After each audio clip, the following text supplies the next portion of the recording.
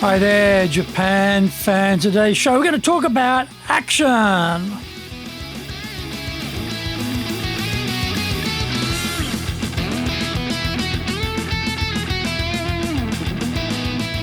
Present, Master Shimashou. This is the 5th year of the Presentation Japan Series podcast. We are beaming around the world to you from sunny Minato-ku in Tokyo. I'm your host, Dr. Greg Story, your corporate coaching and training guide committed to your success, the president of Dale Carnegie Training Tokyo, Japan, and the 3-time best-selling author of Japan Sales Mastery, Japan Business Mastery, and Japan Presentations Mastery. My new book, in Japanese, Za Eigyo, is now available on Amazon. Become a better speaker who is clear, confident, persuasive, and highly influential with those around you. Don't forget to subscribe and share this podcast with your family, friends, and colleagues. We are not being sponsored by Libsyn, but we value your privacy, which is why we have our podcast hosted by Libsyn, who, unlike many other podcast hosts, have a strict policy that does not allow access to your private information by anyone. Here is our daily podcast lineup on iTunes. Mondays, the Cutting Edge Japan Business Show. Tuesdays, the Presentations Japan Series. Every second Tuesday, the Business Tatsujin no Oshie Show. Wednesdays, the Sales Japan Series. Thursdays, the Leadership Japan Series. Every second Thursday, the Business Pro Podcast Show. Fridays, the Japan Business Mastery Show. And Saturdays, Japan's top business interviews. This is episode number 278, and today we're talking about motivating others to action. Well, today we're going to look at how we motivate others to action. Actually, this is a devilishly difficult task. Getting anyone to change what they've been doing and take a new action is extremely complex.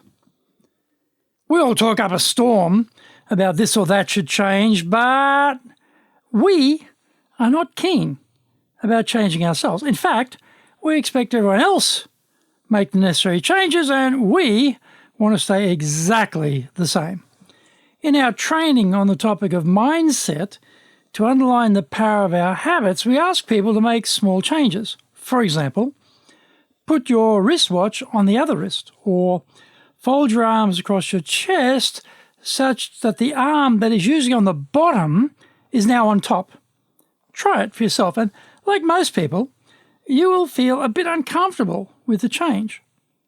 Appealing to others on the level of logic works well, but people need their emotions to be engaged for them to take action. We act on emotion and justify it with logic. Let's look at how we can design a talk which will motivate others to take an action we recommend. Here is the design order, which is different to the delivery order. Number 1, we start with the end in mind and decide what is the concrete action we want people to take. This action has to be clarified and made not only easy to understand, but also made to seem easy to complete. If the action required sounds complicated and onerous, our audience won't be motivated to make it a reality. Number 2, we might think it is a good idea, but will our audience be convinced? This requires some clear benefit to taking action. Everyone thinks in terms of what is in it for them, so we have to supply that component. It also has to be powerful, or the work to achieve the benefit may not seem worth the time and effort. The outcome of the action has to seem much more advantageous than sticking with whatever it is they are doing now. Find out more. We come back from the break.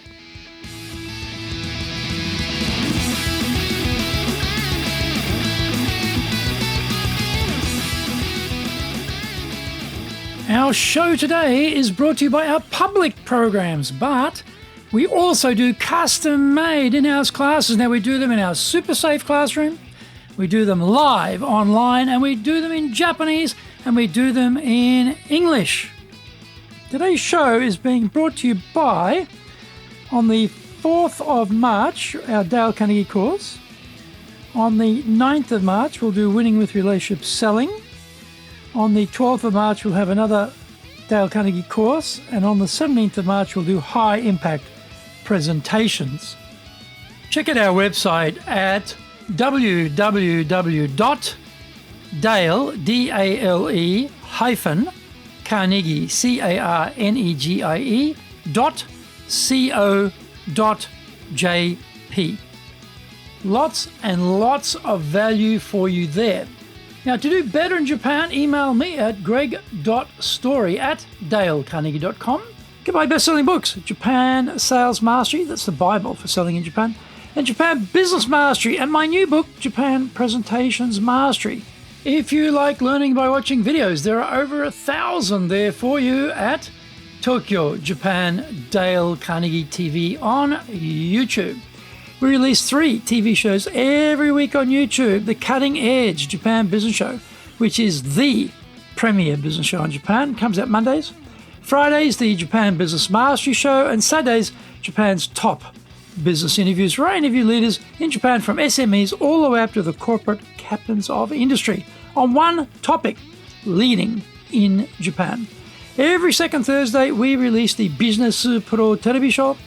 Don't forget, you can email me at greg.story@dalecarnegie.com.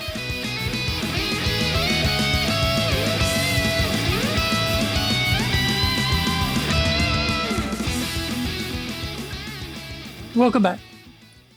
Number 3, telling people what to do will induce resistance. This is why starting with the action is almost guaranteed to fail. Instead, the incident, the context, the background, providing the evidence that this is a good idea comes next in the planning. Storytelling is so powerful, and this is where we have to make good use of it. There must be some reason we think taking this action is a good idea. What have we experienced, heard, or seen that makes us think this is true? We need to reach back into our memory and capture the very basis for our belief. Our job now is to tell that as a story involving the people, the place, the season, and the time. Ideally, we should include these elements in such a way that the listeners can see it all in their mind's eye. People they know, a season they can relate to, a location they've seen or can imagine, etc. This structure is called the magic formula. When we deliver the talk, we reverse the usual order and we start with the incident. Then we finish off with the action and the benefit. The key here is the majority of the time is spent on the incident, the context, and the action benefit are honed down to the most key elements. If we have more than one action, we are splitting the focus of the audience, and we don't want that. If we pile on the benefits, and each additional benefit which we add dilutes the effect of the first one, and so on and so on. We must focus on the most convincing benefit and highlight that one alone. One huge advantage of the magic formula is very hard to oppose what we are saying. Normally, if we put up an idea, we are faced with a room full of critics. They are firmly fixed on why our idea won't work and why their idea is better. By starting with the incident, we are taking our audience straight into the background, the context. Often, hearing the context, they conclude the same thing we've concluded. By the time we get to the action part, they're already there, ahead of us, and they've concluded the same thing themselves. This is genius, magic, because we've now secured their agreement to undertake the action before we've even made the recommendation. If you want others to take an action, you want to sponsor, then this is the winning formula, the magic formula to make that happen.